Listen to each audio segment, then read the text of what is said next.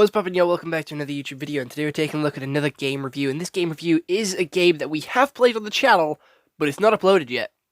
It is not uploaded yet. This video is coming out before the gameplay. There is 5 episodes of this game coming out from the 17th of August onwards, and I'm gonna be honest, I know, my upload schedule is a little bit iffy, a little bit fucked for me to have to upload this before I've actually played the game on the channel, but it's a little teaser, a little sneak peek of what I think of the game and how good it is, and if you should go watch it as a series on the channel. So, let's get into it. Today we're taking a look at Unpacking. It is a very short game. I don't believe there's too many levels. I believe there is like 9-10 levels, so it is not a long game, and you can easily bash it out within a day. I managed to finish it in a day.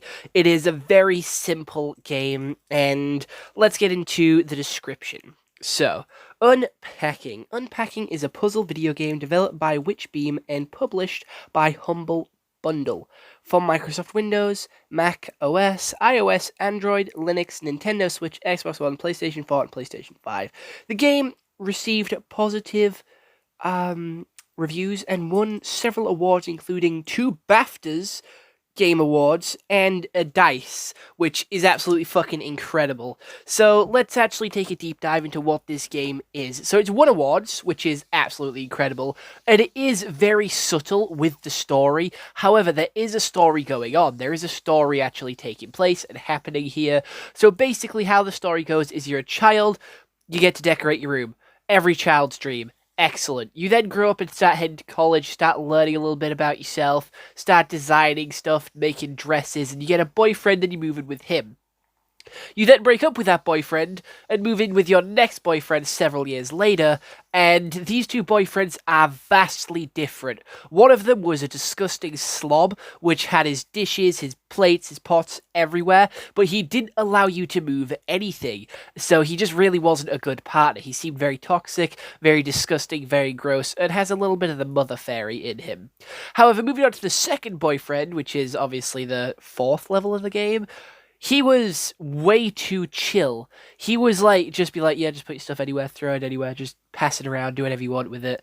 And I don't really know how to feel about that because it's his stuff, and if he's not like a little bit wary of that, it's like, do you not take the relationship seriously? Do you not, like, if you don't take your stuff, your property, your possessions seriously, and you don't really care for them, you know, what do you care for? If this is something that you own and that you put money into, what do you actually care for?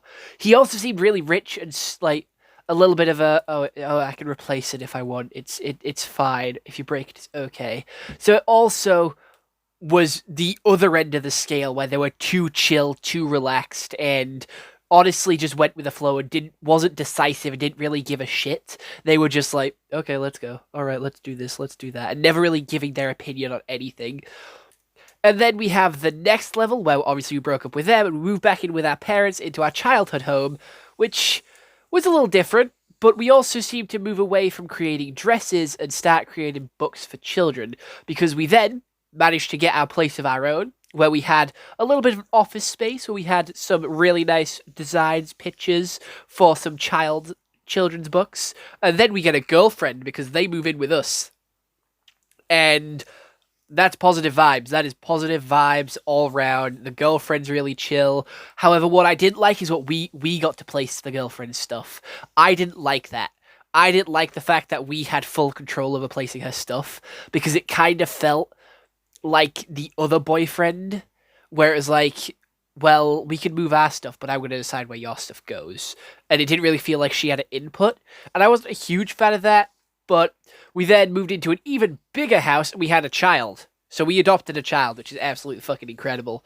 And that's where the game really ends. We have a child, a really good sing-song in the credits, which I genuinely wasn't expecting, and that's the story. Honestly, a really chill, really cool story. We have the bisexual queen that is our main character, and gonna be honest, as a bisexual person myself, I was very interested with the story and very invested. However, The art style is very pixelated, and it was hard to see what some of the items were. It's a very cute, very simple game. Everything was all done in pixel art, and again, it was a very beautiful game. However, there was a couple of products, a couple of items which I didn't know what they were entirely, so I didn't really know where to place them. Especially when the game's difficulty is, oh, whoops, I packed this in the wrong box and I put it in the bathroom. Oh no. And that really pissed me off because it just showed that the characters did not know how to pack for shits, and it really upset me. And I don't know, it really, really upset me just the fact that they did not know how to pack for the life of them. It was very upsetting. I don't know why it triggered me that much, but it was really pissing me off. It wasn't the fact that it was hard to deal with. It's like the fact that they didn't know how to pack and put stuff in the right boxes to put them in the other rooms. I don't know. It just very triggered me. It was very triggering. But other than that, the music was gorgeous as well. I loved the music, and the outro song was a fucking banger, an unexpected banger, which I did not expect to see in a game like this. There is so many hidden details, so many hidden references, lore drops with Tamagotchi. There's even an Xbox and a Halo disc, all the way back from like 2010, which is absolutely incredible. Because we do go through the ages, we do go through all of the 2010s, and I think that is fucking spectacular. I think the game ends in like 2018. I think that is the last level that we get to. So there's like 1990 something, there's 2004, there's 2007, 2010, 2012, and then 2015, 2018, I do believe. They're all the levels that we actually have. And this game is so fun. I just love organizing rooms. I love organization games. It was like a dream come true. I don't know. I just loved organizing the games. But I would have preferred more creative freedom in putting stuff where I would prefer it to go, where I wanted it to go. Because there is some products that go in like a specific location, which that location I didn't agree with. I'm going to be honest. Some of those places where they were like forcing me to put these products, I didn't agree with. That is not where I would have put those products. I would have put those things. I'd have kept them where I placed them, going to be completely honest. Obviously, there's my opinion and the game developer's opinion. So maybe like a future update, maybe like a future version of the game that it's just free reign and you can put anything wherever you want. However, then it would get rid of some of the difficulty from the game. The game isn't all too hard. Again, it is a nice, calm, relaxing game, which I do enjoy. I did enjoy it, but there was a couple of frustrating moments, and that just came from the game trying to make it a little bit more difficult and a little bit more harder by hiding stuff, moving stuff, and making stuff go in specific locations. It also got harder because there was more rooms to decorate as you got further on in the game. There was just more every time you went into like a new place, there was another room to decorate. There was another place, another person's stuff to deal with. And it just got absolutely chaotic by the end. And the final level took me so long, but it was so fucking worth it. So overall, I am going to give this game a solid 8 out of 10. Because it does have its flaws, but it is still an excellent game. It is on Xbox Game Pass, so if you do have that, you can go play it for yourself. And I do recommend you go give it a shot, go give it a try, because it is an absolutely incredible game, and it does deserve your time, and it does deserve your attention.